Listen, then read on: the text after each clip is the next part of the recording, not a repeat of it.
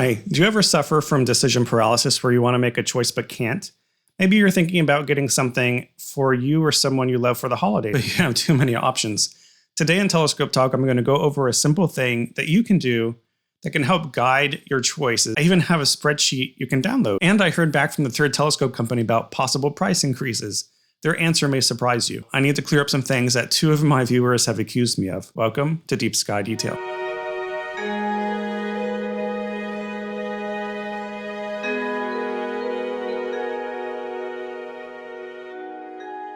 Right, let's say that you're trying to buy a new telescope. Maybe you've had a fast refractor for a while and are thinking about imaging something else, like faraway galaxies. You want something that can go into deep space and you're ready to exchange signal for resolution. You know that resolution can depend on aperture, so you want something that's like 200 millimeters or 8 inches in diameter. You decide, you'll hop onto High Point Scientific and check out the options. You've already made your filters for the type of aperture that you want. And these are your choices. And out of these choices, you really like 4 of them. The first one is the Apertura Carbon Star 8-inch Ritchie-Creation. The second is the Ioptron 8-inch Ritchie-Creation. The third is the Celestron Rasa. And then the last is Celestron Edge HD. But you just can't decide what you want. So what do? I'm going to show you something that can really help. And this technique can be used with anything, really. From choosing a telescope to choosing a house to choosing a job. Should you always make a decision based on its results? No. But what this will do is focus your ideas and help you find an option that meets those ideas. Let's get into it. Okay, so I've got GIMP up here. And the first thing you want to do is create a list of attributes that you want in your choices.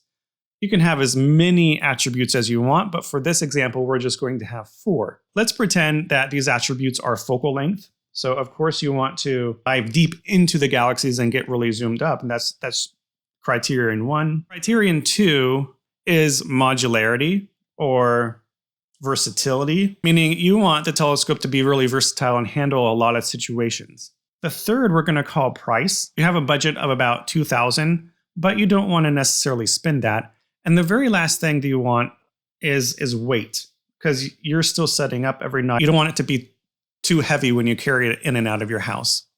We'll call these attributes criteria. And we want to assign an importance score to each one. So this is where you want to be really careful. A good rule is to make all the importance scores sum up to 1. The larger the importance score, the more important it is to you. It's simple. So as we said, we really want to image galaxies.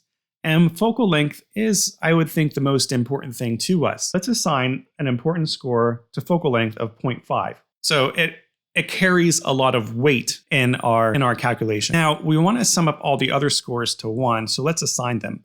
Modularity or versatility is also pretty important. So can we use different kinds of reducers on it? Can we add Barlows to image planets? What about a hyperstar? This feels really important, but it's secondary to focal length. So we'll assign this 0.3. Price is slightly less important, but of course you're still on a budget and you would like to save some money if you can.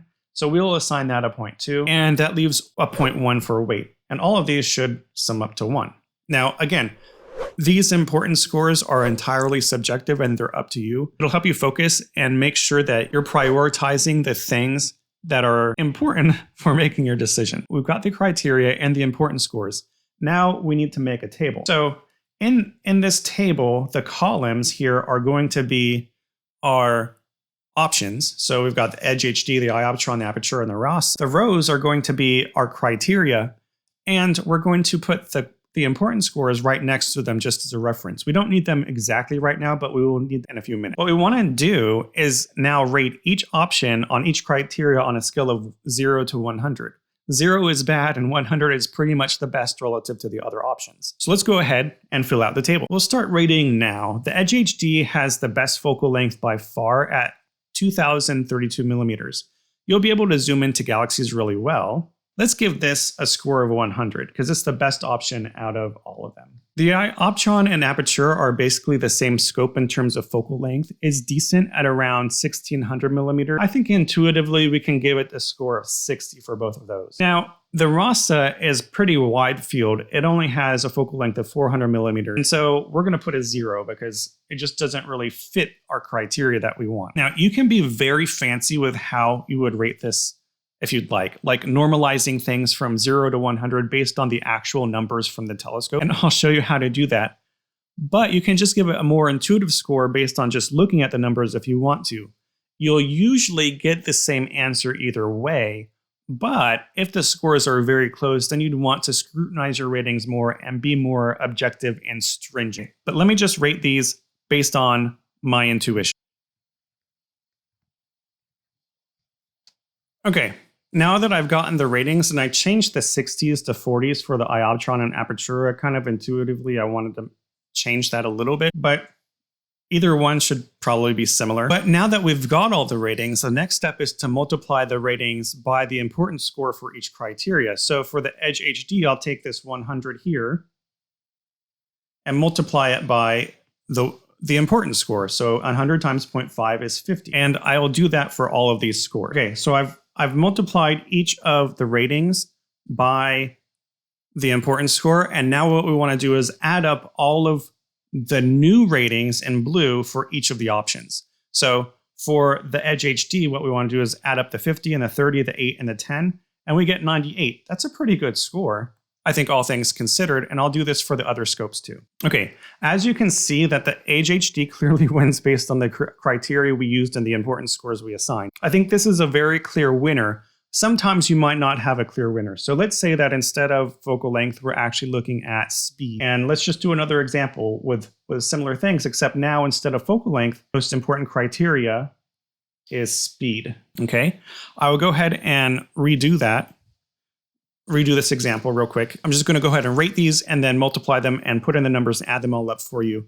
Give me 1 second. Okay, so I've done that. So I put in all the numbers, and in this scenario, the Rasa barely wins over all the others. But because things are so close, you might consider being a bit more stringent in how you rate things. This might get a bit complicated, and don't worry, I've got a spreadsheet that will figure this out for you. But first, let me explain how to calculate things without the spreadsheet. Now, how do you do that? Well, figure out what your ideal is for any given criterion. Also figure out what the least acceptable thing is for that same criterion. Keep in mind that all the options in telescopes should have numbers that fall between your ideal and least acceptable values. So let's do an example with modularity. Your ideal is for it to be able to use it without any accessories, so that's one way. To use it with a Barlow, that's 2. To add a focal reducer, that's 3. And Hyperstar, 4. That's your ideal. That's 4 things. The least that you would accept is for it to be only used as a telescope without any of those things that manipulate its focal length. So that's just one thing. So the Edge HD scores a perfect score of 4. So we take the option score for the Edge HD, we put that here, we subtract the minimally acceptable one, and divide it by our ideal minus the minimally acceptable one, which is 4 minus 1. And we times that by 100, and we get 100. Okay, pretty simple. Keep in mind that your ideal is sometimes a smaller number than your least acceptable number, and that's okay. The math actually still works out. And I've got a spreadsheet that helps you with all of this. Let me show you how to use it. But before I show you how to use the spreadsheet, let's talk about tariffs. Last episode, I mentioned how I reached out to 3 telescope companies about whether prices might increase next year. I heard back from 2 of them before I published the video. About 3 days later, I received a response from the 3rd company.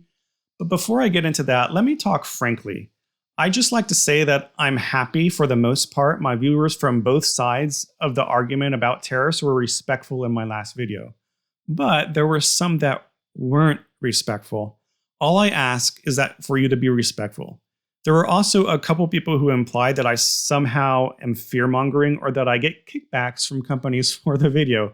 Let me say this, I don't think that asking for information about prices from companies is fear-mongering, especially when my conclusion is that prices probably won't go up in the near future, meaning the next 3 to 6 months. Number 2, I'm not getting any compensation from any company for the video or what I've published on Buy Me a Coffee. And I stated in my last video that I've removed all my affiliate links for the video to help remove doubt about my intention. I don't make anything close to minimum wage doing this video, probably less than $1 an hour. I also don't do any sort of unpaid reviews for companies reviewing their products.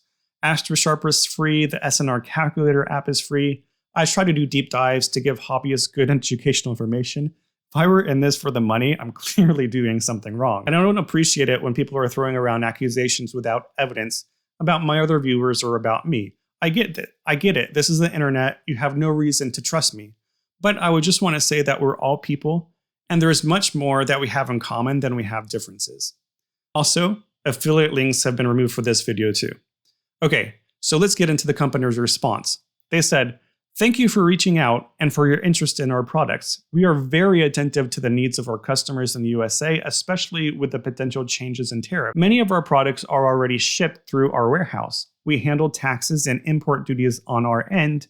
This allows us to provide land transportation to our customers without the need for them to pay additional taxes or duties. We are closely monitoring the situation. We continue to optimize our logistics and services to minimize the impact of potential tariff increases on our pricing. We strive to provide the best value and service to our customers, and we will keep working to improve our offerings in the future. If you have any further questions or need more information, feel free to reach out. We appreciate your support and looking forward to continuing to serve you and your community." So I appreciate the response. The first substantive paragraph is pretty obvious. The company that imports the products pays the tariffs. But to me, the second substantive paragraph reinforces what I said last video. In the short term, like the next 3 to 6 months, I don't expect prices to increase much. It seems like this company is keeping an eye on things though, so things might change in the future. Again, I appreciate respectful comments about your take on the company's response in the comment. All right, now for the spreadsheet. On the bottom here, you can see that I've got 4 tabs, and these 3 tabs on the right are just examples that we kind of went over earlier in the video. But it's the first spreadsheet that you really want to pay attention to. Here you have columns for all of your options, and you can put the names for your options underneath them. You have rows for all your criteria, and you can put the name of those here in this next column. Then you can assign the importance scores here in this column. If you have fewer than 10 options, you can delete the columns if you want to. Please don't delete the rows. That will break up the calculations that are going on underneath the hood that you can't see. So instead of deleting them, if you want to get rid of them, you can simply hide the row and it should be good. You'll notice that things are color coded based on whether it's a good option. Good options are green, bad options are red. So now all you have to do is start filling out the rows with your ratings, and it will calculate the score automatically here. Now, if you want to be more stringent in your scoring, then you can use the bottom table as a calculator. So let's say that one of your criteria is focal ratio.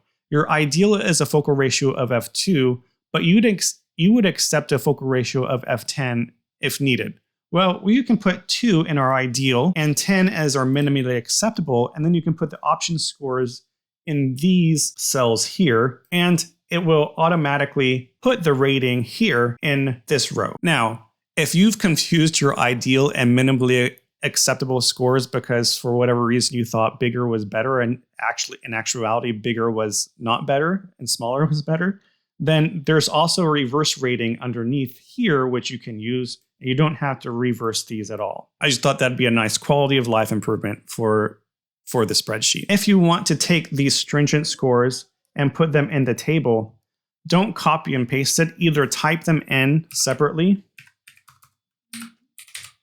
or copy it and then only paste the numbers. Because if you just paste it regularly, it will paste all of the underlying formulas and that'll break the spreadsheet. The spreadsheet will be available to download on GitHub and I'll link it in the description. What do you think? Is it helpful? How would you improve it? And just remember, this is just a tool. Your final decision might be different than what the tool says, but it should at least help you focus on the criteria that you want and make you more confident in whatever you do decide. If you like this video, consider watching this one. It's all about the pitfalls of unpaid reviews on YouTube. Thanks for watching.